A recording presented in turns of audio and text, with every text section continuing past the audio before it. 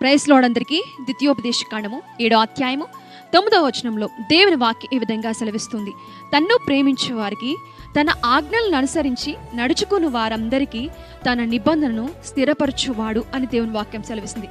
దేవాతి దేవుడు ప్రతి ఒక్కరికి వాగ్దానాలు చేస్తూ ఉంటాడు. ఆ వాగ్దానాలు స్థిరపరచబడాలంటే, నెరవేర్చబడాలంటే మనం ఆయన్ని ప్రేమించాలి. ప్రేమించడమే కాదు కానీ ఆయన ఆజ్ఞల ప్రకారం నడుచుకోవాలని దేవుని వాక్యం సెలవిస్తుంది. ఎందరైతే తన్ను ప్రేమించి, దేవాది దేవుని ప్రేమించి ఆయన ఆజ్ఞల ప్రకారం నడుచుకుంటారో వారందరికీ ఏ నిబంధన అయితే చేసి ఉన్నాడో దేవాది దేవుడు ఆ నిబంధనలు స్థిరపరుస్తాను, నెరవేరుస్తాను అని వాగ్దానం చేస్తూ ఉన్నాడు. మనము దేవుని ప్రేమించే వారముగా, ఆయన ఆజ్ఞలను అనుసరించి నడుచుకునే వారముగా ఉంటే మనతో చేసిన నిబంధనలు దేవుడు నెరవేరుస్తాడు కనుక మనము కూడా అటు రీతిగా ఉండి మనము కూడా మనకిచ్చిన నిబంధనను నెరవేర్చుకుందాము గాక. ఆమేన్.